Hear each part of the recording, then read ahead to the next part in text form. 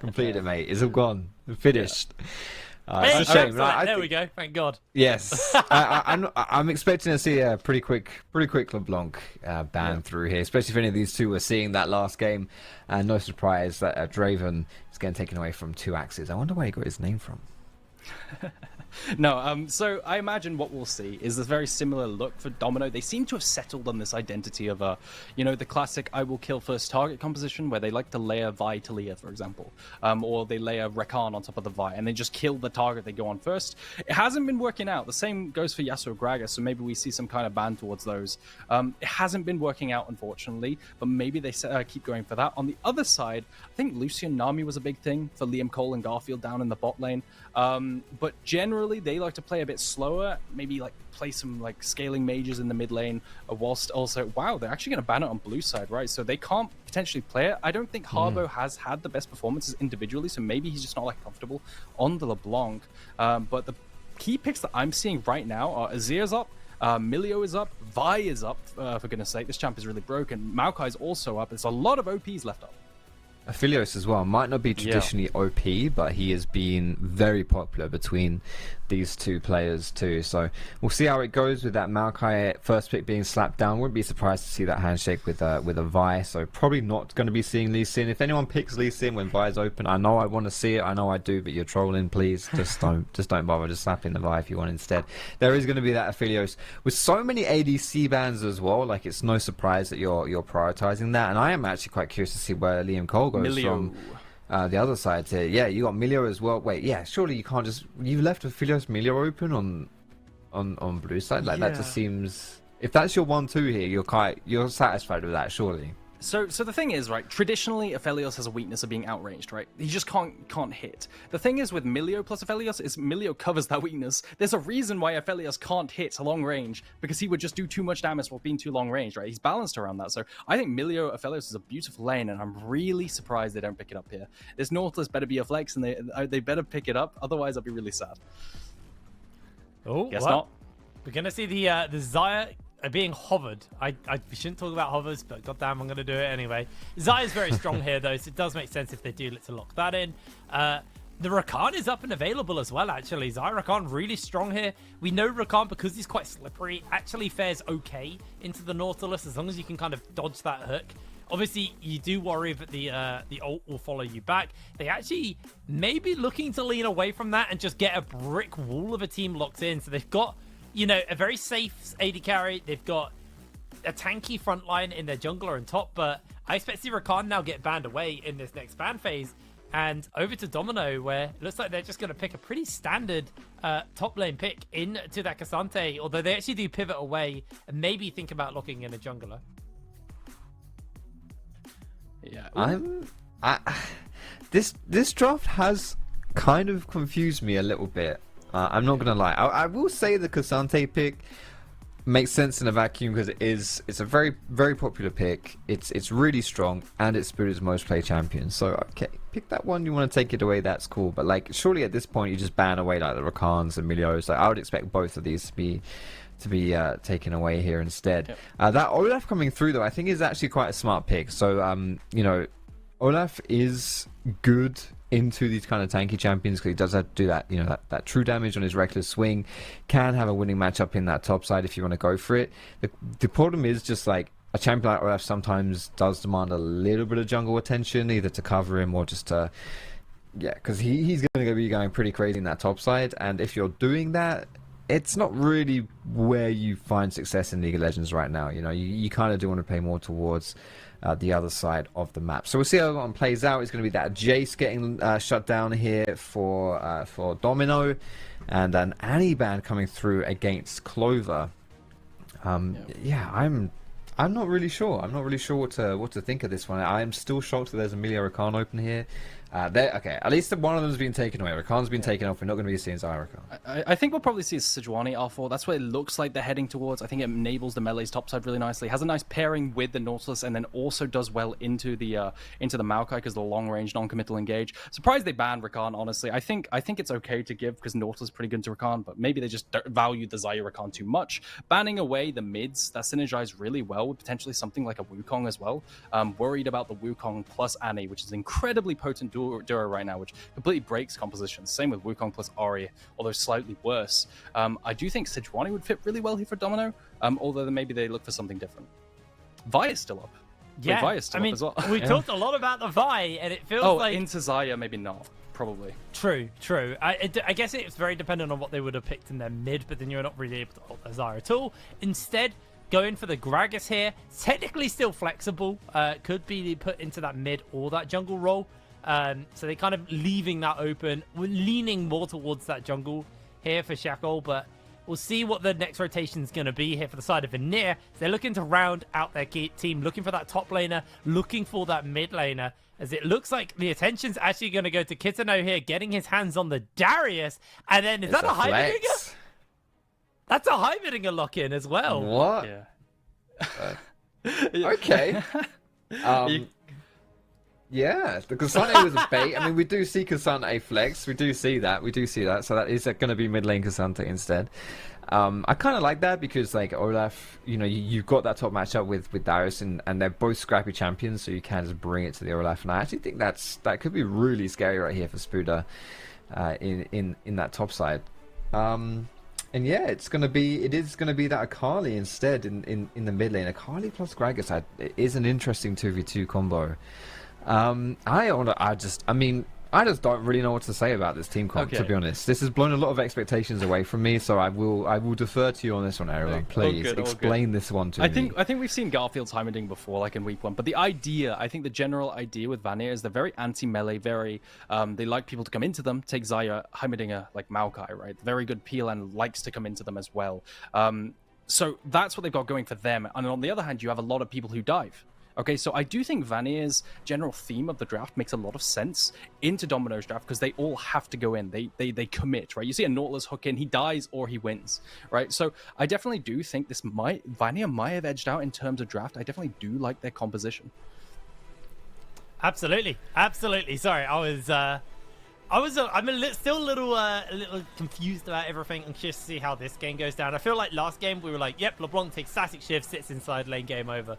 Like, this to me feels way more scrappy, way more skirmishy. I expect, we had the expectation that last game was going to be relatively quick. We knew that they had very snowbally lanes, and that's more or less kind of what happened. Just it wasn't like a kill-heavy game. I think this is going to be a lot of testing the waters, a lot of limit testing in this game. At least that's what I hope. I'm hoping for a very scrappy, very bloody game. I think the objective fights are going to be kind of bonkers as well. A lot of melees. There's a hell of a lot of melees. But last time me and you got to cast a Darius, we did get that quadra kill, Aragon. So yeah, who was that? It that wasn't was... Kitano. It was... I can't remember who that was now. Gosh, I can't remember either. We have terrible memory, but it was really impressive, right? It was really, really impressive. I falsely called out the Penta as well. No, I think Darius is a phenomenal pick, right? It's very good into the Kasante, unless you get cheesed early, or like pushed into your tower or something like this. We saw this in NLC Div 2 or 3. But yeah, no, a really good counterplay. Underrated into a lot of melees, which he does have, which is why I really like this Vanir draft. I think is a really good, like, thematic pick. I do expect a lot of skirmishing as well. The one that's surprising me a lot is Akali picked into the Kasante. Akali, like, something that's underrated that a lot of people don't talk about, okay, is that Akali is actually, and this sounds really weird, but she's actually not bad against tanks, right? She will E a tank, right? And then because the E is so front-loaded in terms of damage by now with how all the reworks, she will actually just pop the tank, which is something that people don't talk about a lot and don't expect, but you see a lot in solo queue and competitive. Which is why I actually don't hate her here. She also gets to free scale into this Kasante, which is going to be super useful. That's why I'd expect actually a lot of, like, not too much action to happen around mid lane, but rather in the sides. Aragon, I'm very sorry. I didn't take in a single thing you said there because I was watching Foxdrop's cat in the background. I saw it as well. Oh, that's such a cute cat, man. I was watching your cat just grooming themselves, and then I was like, "Oh, Aragon's talking." I have no idea what he said. It went in one ear and came out the other. She doesn't like to make an appearance every now and then, don't she? Yes. No, well, it's all good. I was listeing to what Aragon was saying. Yeah, he said something about Akali being bad into tanks or something, right? Yeah, and that how Akali can't do anything into tanks, and so yeah. The thing that most I agree with the most there is at least the free scaling part. I think if you've got a relatively easy lane, especially when you've got fleet footwork, Kasane shouldn't be able to pressure Akali too much. And the thing is, like, I like assassins into team comps where there's only one major threat. Because in this game, like, if you pop Xayah in a team fight or something, unless Darius is going on some kind of warpath, then you're probably going to win the fight, right? Like, Xayah's more or less like the main and only source of damage in these big back-to-front team fights if we do see those. So if you can find her and take her down, then yeah, Akali's going to have huge amounts of value in this game. As the game goes on, you won't expect her to even be looking at Maokai or K'Sante or Darius or anything like that. So she's got a pretty easy and difficult game plan here. You know, it's easy in theory. Just go for one guy and sorted. Difficult in practice because, yeah, there's a lot of other bad guys who are going to stop you from doing that. Yeah, and I do think, looking at the fleet, you know, one of the most played static shiv users is also Akali. Whether or not it's good or bad, I think it's up for debate, but at least in solo queue, I've seen static shiv Akali do extremely well. It overcomes her wave clear issues that she does have. But the debate is, like, do you have wave clear issues by the time you complete static, because your queue becomes a lot more spammable? It's just consideration. Maybe we see it from Clover 7 here. Come mid-game, maybe he does rush. He doesn't start longsword, so maybe not, but that might just be because he is against the K'Sante. Early gank topside towards Shackle here, and this is what I was saying in pre-game. They put a lot of resources into Spuda. This gank has happened the last 3 games. Every single game, they put an early gank in just to Spuda to make sure he gets an early, you know, either an early reset, allows him to trade or do something. They did it versus Shikari, but the problem is they keep doing this. One gank is fine, but they can't roam the support to do it. They can't keep roaming up Shackle, because top lane at the end of the day, it's not that relevant. Right, you have to go make plays bot side with this Nautilus or something like this. So I really hope that they fix these issues in the review. Shackle doesn't go back topside, and Snabby doesn't either. This is in Stefan's interview. This is something that he even mentioned, right? That post game interview that we saw from Natives when they won their game was like, okay, we saw the enemy jungler try to invade. We had a vision on my chicken, so we saw he was coming in and ended up not doing anything, and from that point I had perma tempo and he couldn't play the game. It's like a similar thing, right? This is Gragas has invested a lot of time into kind of nothing, and you can see like he's now just killing his 5th camp, whereas Pippi has already just full cleared, you know, and he's now covering topside, and it's just the tempo that you lose if you do go for these plays. It really can come back to bite you, because now you've got this recall coming through from Pippi with that tier 2 boots. It's a more optimal recall. Garfield now is getting in trouble. It's a bit of a trade though coming through. Not too much happening outside of that. You know, this is now advantage Maokai. We'll see if Shackle can do something on the spot side, but we'll just get spotted out by that ward. Yeah, it's got that flash if he didn't get seen on the ward, but it's going to be able to. Garfield does need to be careful though. Shinabi looking for a potential hook, although maybe a little hard when 2axis was quite a distance away from getting into range there. Garfield just setting up the turrets to give himself control of the area. In comes the stun grenade, and Snabby goes down. Garfield with first blood. What even happened there? He hooked in and there was a turret in front of him. Yeah. All of a sudden, I guess that's just the lane dynamic, right? You just hook in and you die, and this is what I'm saying. Nautilus, he's a very go balls to the wall type of champion. If it just fails, then you just look like a complete idiot, right? And unfortunately for Snabby, that's what happened. He places the turret in front of the hook, and like we said, the action's towards the side lanes, down bot side. If a hook lands, we see it go really well sometimes, but if it doesn't land, you kind of just die because you take your grenade to the face. Absolutely. I mean, it's if you hook the Jaime, you're right? But yeah, that was a bit of an optimistic hook, because you would assume there's a turret in that bush, and you're going to assume the Heimerdinger standing behind it. Meanwhile, we're actually having a quick look at top lane. There's a very large wave built up here, and Spuda, he wants to try and catch as many as he can with his Q, but PPBack coming in just to see if he can find the lockdown. Gets the flash traded out. Flash from PPBack, which is a little bit over eager if you ask me, but nothing gained. Only there's a way from Maokai to close the gap. He uses his flash there because he wants to get the flash knock up and then follow through the route. It may look kind of silly in that situation when Maokai has his twisted advance open, but if it had worked, that would have maybe even just gotten Spuda killed. Well, I mean, he's got Ghost as well, but it's the optimal way to play if you are looking to get the most out of that gank. Just trading flashes, though, rarely a bad thing for the jungler, because, you know, if a laner's flashes down, it makes him so much more vulnerable to getting killed. You can just repeat and go back there. And Normally, I would say, like, you don't want to go to top lane too much. Bot lane is the area to go to, and to be honest, I still think that is true even in this game. But when you have a Darius in that top side, at least that's someone you can play around a little bit more. You know, it's not just like this Poppy that we've seen or something like that, or a Cassante where it's just boring. You don't want anything to happen there. If Darius does get some kills, he can start farming and then farming champions really, and being a big old threat. So not too bad if you want to repeat. Here he comes with the Hex Flash. Oh! Not in the fit. A little bit of a nice lockdown there with the grenade as Harbo actually coming in on the flank. Does look like Vanir decide they're not going to take this fight at all. Harbo jumping in onto Clover 7 though. Another grenade connect comes in and Liam Cole almost finds the kill. Great flash out from 2axis as he is chunked and summonerless.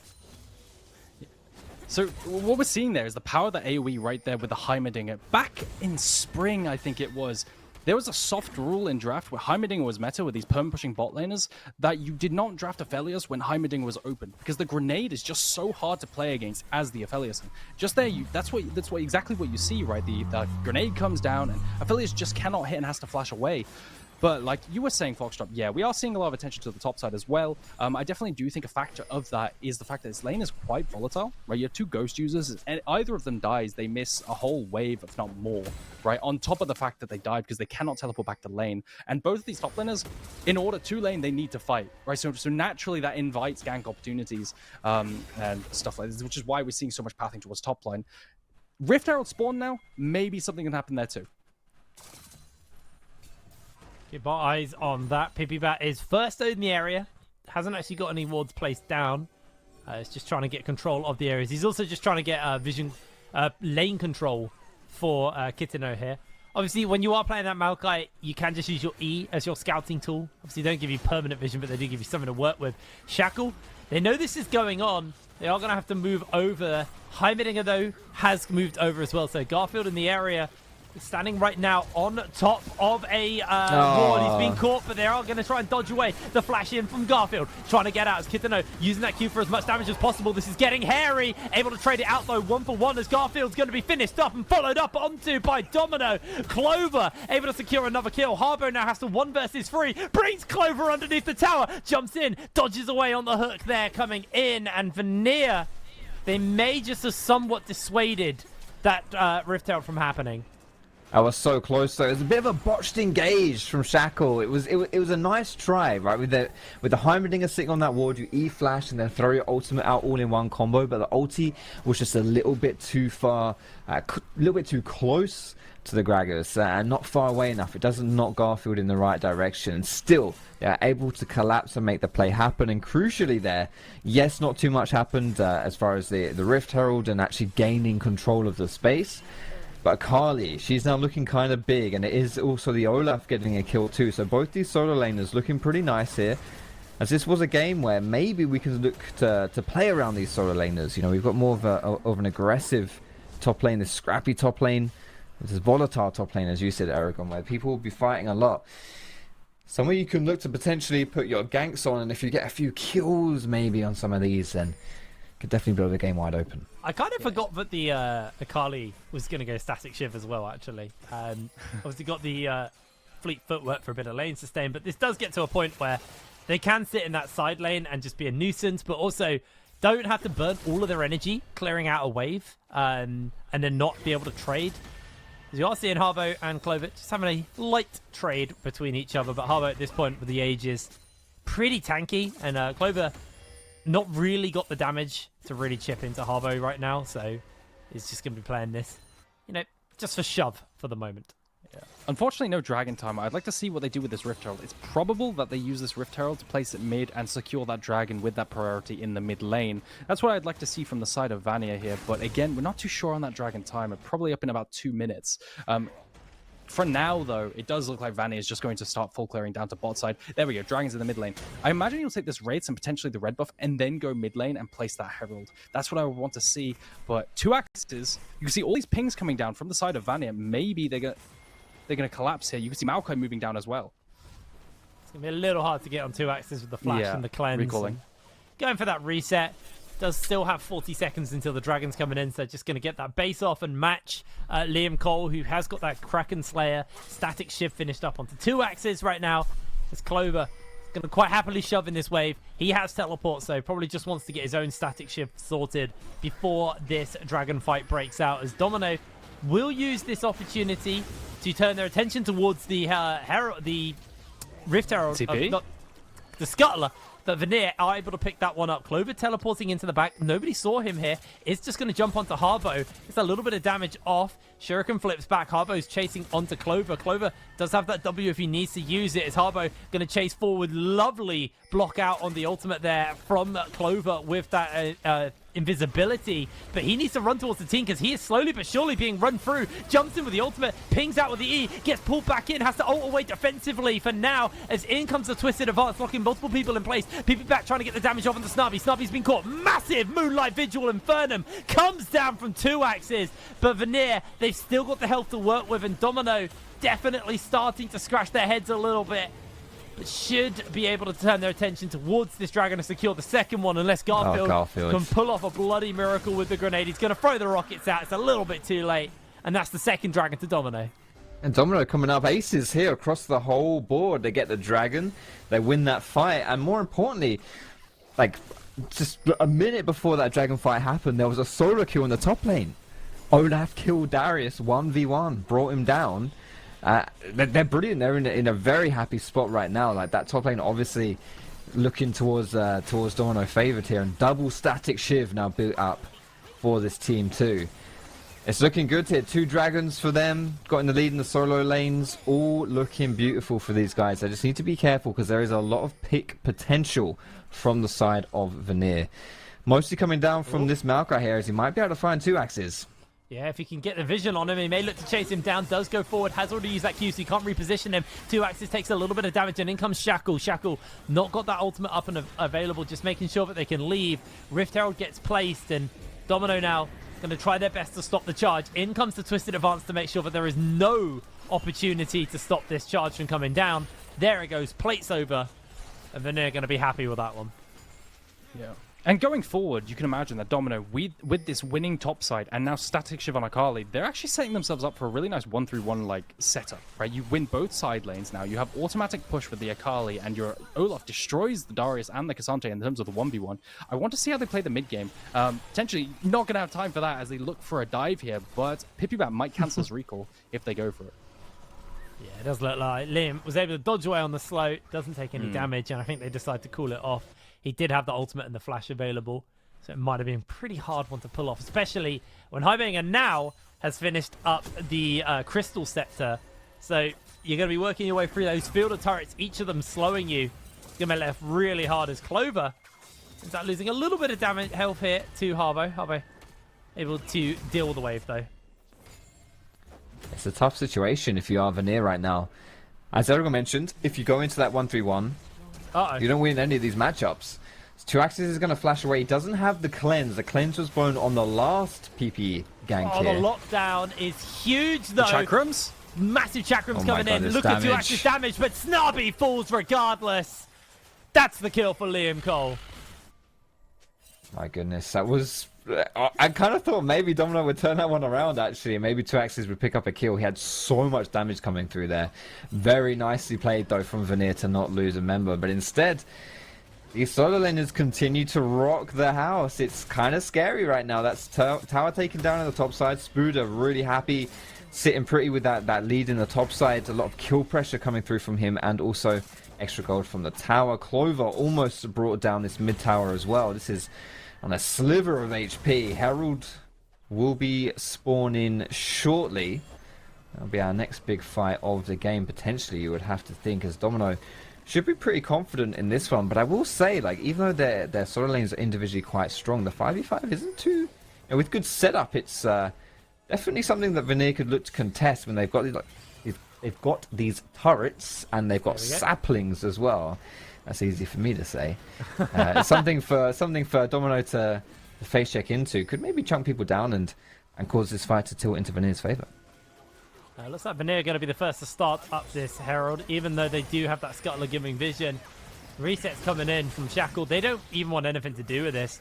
going to be a nice and easy pickup here for Vanir, but the tower could be under threat here as Harbo not really going to be in position to defend this one as Clover jumps in forwards and down goes the turret. There is a collapse coming in. Ghost has been popped by Kitano. They're going to jump in, try and get the knock up, the pullback with the apprehend. There's one dunk from Kitano onto Snabby. He's next up on the menu. Double kill over to Kitano. And this is exactly what we've seen in previous games from Vanir, right? They might not have the best early games, but come mid-game, they are so damn good at teamfighting and flanking. All of a sudden, they just pull out a play out of nowhere, and they come back versus the likes of Natives, versus Verdant, versus anyone you could think of, despite being down in golden XP. And they just managed to do it again versus Domino. Oh no, Clover! Oh, that this was is terrible. Such a mistake. And they get the second bad. charge. They're gonna get 2 charges, 2 towers. They're gonna get 3 kills at the end of it as well. And mate, we were just building up this. Oh wait. I hold that thought a second. Maybe he's got a cheeky little flank here. This is not who he wants to find. Garfield, on the other hand, definitely is someone he wants to find. Okay, I mean that may have been a little bit much. But he is gonna get the kill. Gonna trade it back. Kitano picking up his 5th of the game, and all of a sudden, 4 kills in that exchange for the Darius. I mean, if there's a top laner in this game that I do not want to be feeding kills to, I think Darius is probably up there, especially since they had the winning top side already. Mate, this game's just going back and forth with all these kills. It's junglers have a death wish in this game, and the solo laners are the ones benefiting from it. Horrible timing for that death of this dragon spawning. It will be the 3rd one, and soul point now for Domino. Yeah, that was such a mistake from Vanir, actually. They had so much gold from Kitano getting all of those kills. They were like, we need to reset. Giving over the dragon. Pippibat decided that he wanted to stay to try and contest the dragon. And they basically just secured soul point for the side of Domino off the back of that. Really rough stuff. I mean, how did the Darius suddenly get 5-2 kills? Like, how did that happen? He was 0-2-0. No, I blinked. I swear. Where did that come from with Kitano? But still, really good stuff. I'd be a bit sad if I was Spuda, but a team fight coming down. And what I want to talk about is how these teams, execute the team fights. What's really, really important for Vanir is because they're playing Maokai and Heimerdinger, it's really important that the teams come into them so they have proper setup with the saplings and the turrets, and that's how we saw them secure the Rift Herald, right? But we need to see that coming forward on the 4th dragon. They need to be on the objective earlier and have the turrets down so that Domino have to face check the turrets and the saplings, and they just get chunked on the way in, and then they have to run through feathers and all this sorts of thing. I really want to see this executed correctly from Vanir and to see them close out and get a first dragon for themselves. Well, I mean, they have to. I mean, Cloud Soul, I've always rated Cloud Soul, every iteration of it. I know a lot of people for a very long time hated it, but I think movement speed, especially nowadays, is so valuable. I mean, this is why you start to see AD carry starting to take ghosts. I mean, I think this Soul's actually quite scary for Vanir to play into, because suddenly 2 axes is just like way quicker and way harder to kind of pin down. Spood is infinitely scarier. It's hard to actually kind of deal with the people who you want to be dealing with when they're running at like 1,000,000 miles an hour.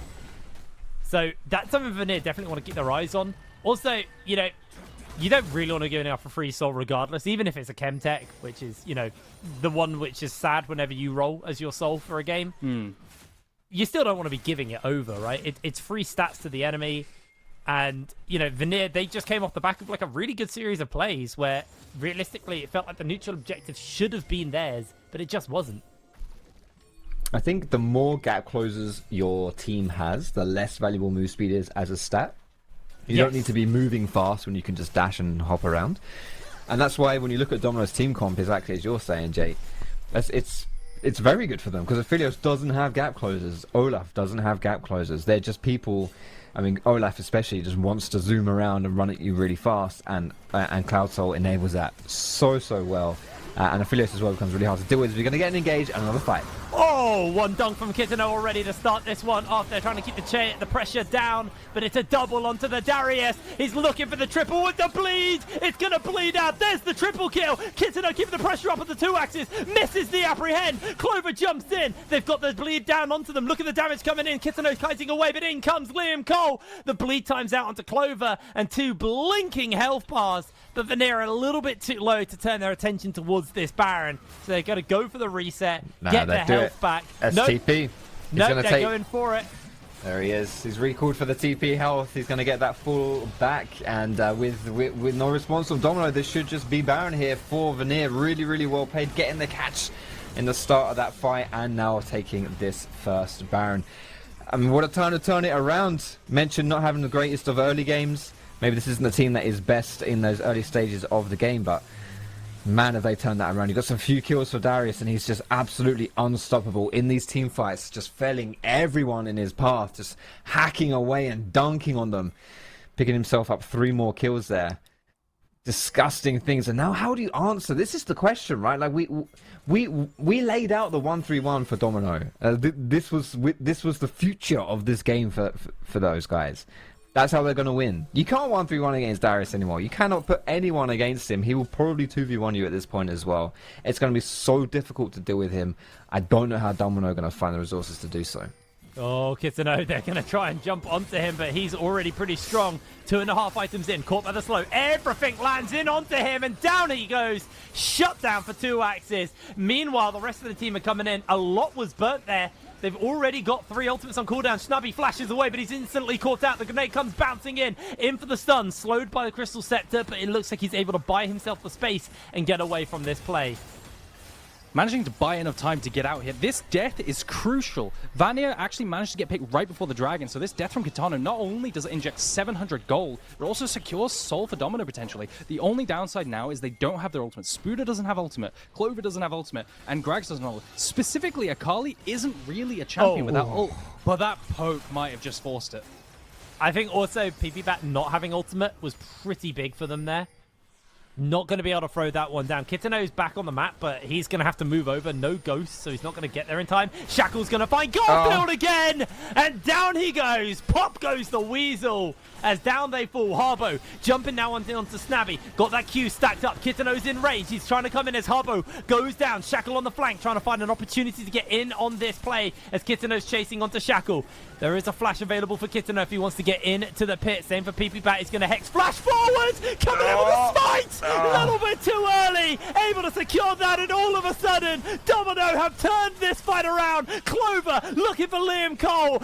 Able to finish him up. And just like that, Domino, they're back in the game. How on earth did that just turn on its head within 2 minutes? We were just singing Vanir's praises, how he turned it around in the mid-game, and then 1 pick, 1 kill on Kitano. Straight away turned into a dragon play and then a favourable fight as well. That is now Soul, plus a commanding spot here for Domino. Looking to close this game out in the next 10 minutes or so. It's looking so tragic. But big respect here for Domino. Falling behind a little bit in that mid-game with some questionable decisions. Still not getting mega tilted and deciding just to sit back and getting scared of the Darius. Taking it to Vanir. The gold is dead even. Both teams have exactly the same amount of gold. This is still anybody's game. Very, very scary stuff for all the teams, all the players involved. And Liam Cole, he tried to play that fight as best as possible. But I think Vanir, they lost that fight because they felt pressured by the Soul. Because they didn't want to give it over. But they didn't have the man advantage. They didn't have the power to actually do a fight, to have a fight there. And they ended up getting forced into a situation where they were pretty much guaranteed to lose. Spuda needs to be a little bit careful here. Garfield does find him, gets a little bit of poke off. Kitano's chasing though. They may actually look for the kill onto him here. Gonna force the ultimate out immediately. Kitano not gonna get that apprehend off. He's ulting.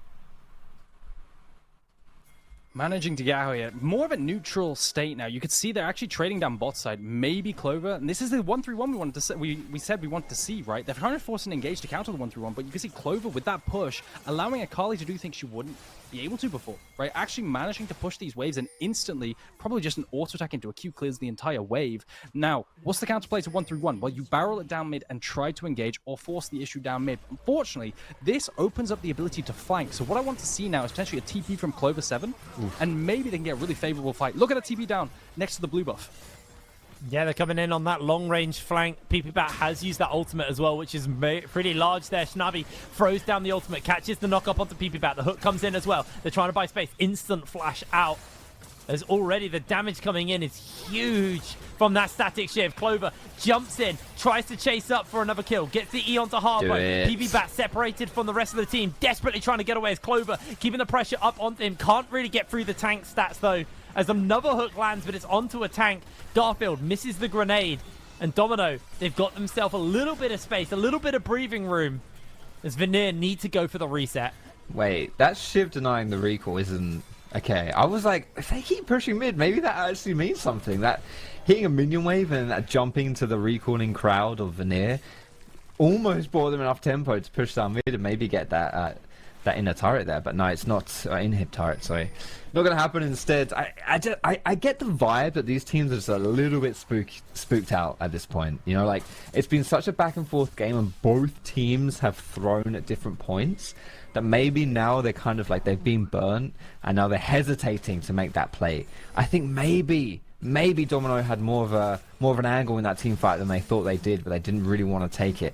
I might just be, you know, this might be my ignorant small brain saying go fight. You know, that might just be what's happening right here, but it's kind of it's the vibe that I'm getting, and this is the problem, right? When you start getting a bit of jitters in these games because you're too afraid to lose that you end up not playing to win, right? And it really can come back to bite you.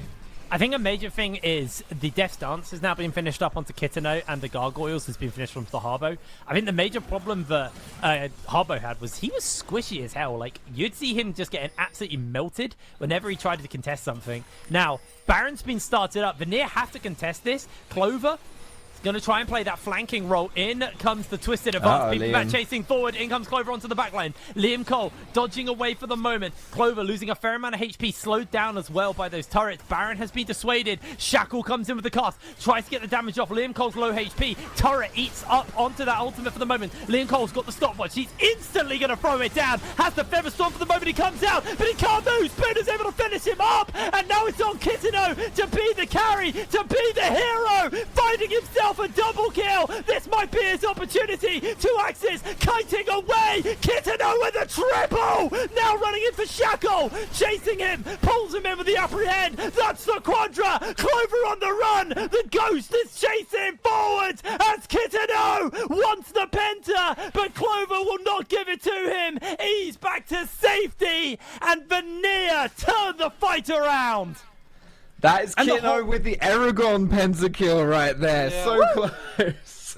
Almost bringing it down, but honestly, I thought Vanir, they'd thrown it. I thought they fumbled the bag with Liam just getting caught right there, and that's your main damage threat gone. Wasn't to be there with Kitano having so many kills. 12 of their 15 on this Darius, still able to make it happen.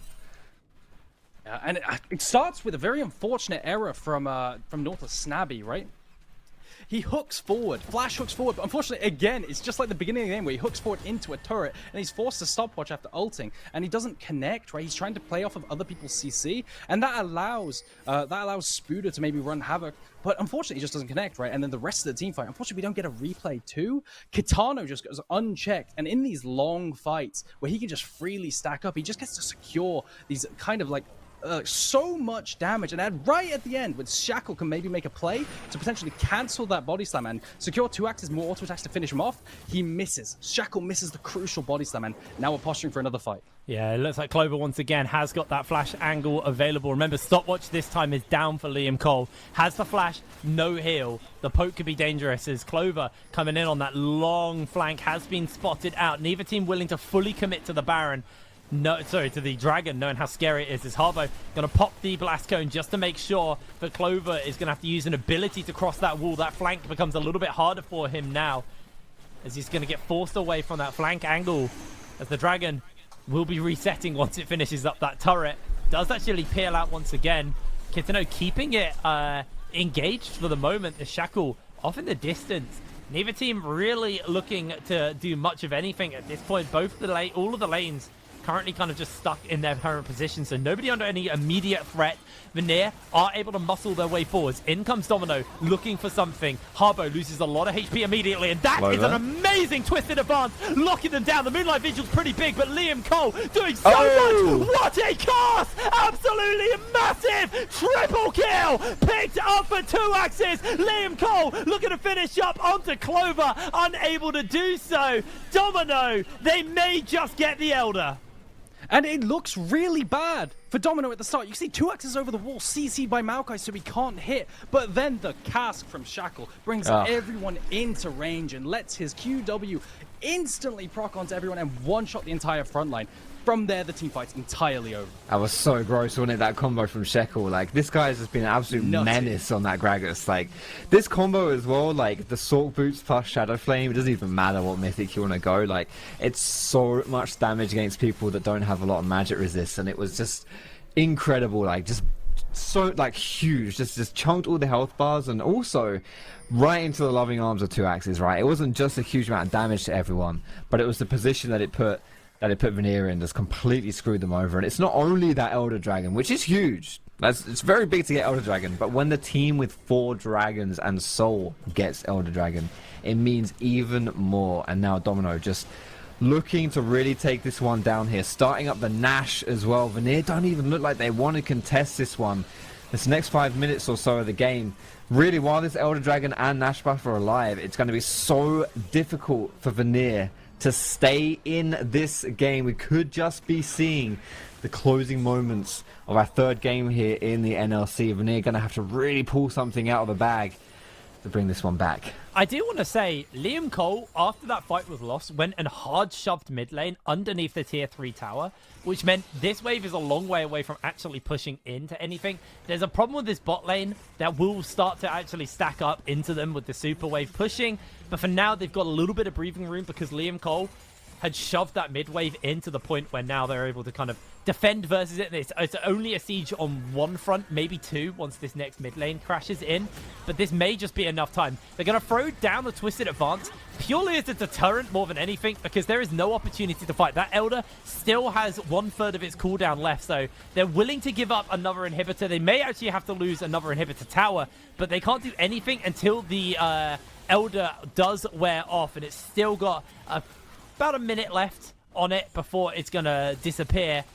Wave has been somewhat cleared out in the mid lane, though, so they are going to be A-okay, at least for now on that front, but can see they've sent down PV back to go deal with the bot wave stacking up into them, but the base is under siege. It's now or never for Vanir. They have to fight this, but the Elder's still on the run for the moment, trying to clear through the wave. In they jump immediately. Kitano gets slain here by Clover. Liam Cole throws down the ultimate, but he's just going to get run down and zoned away from the fight. He can't even get close. The Nexus has been left bare. And in our closest game of the day, Domino come out on top. They try their best. Vanir almost pulled back the comeback.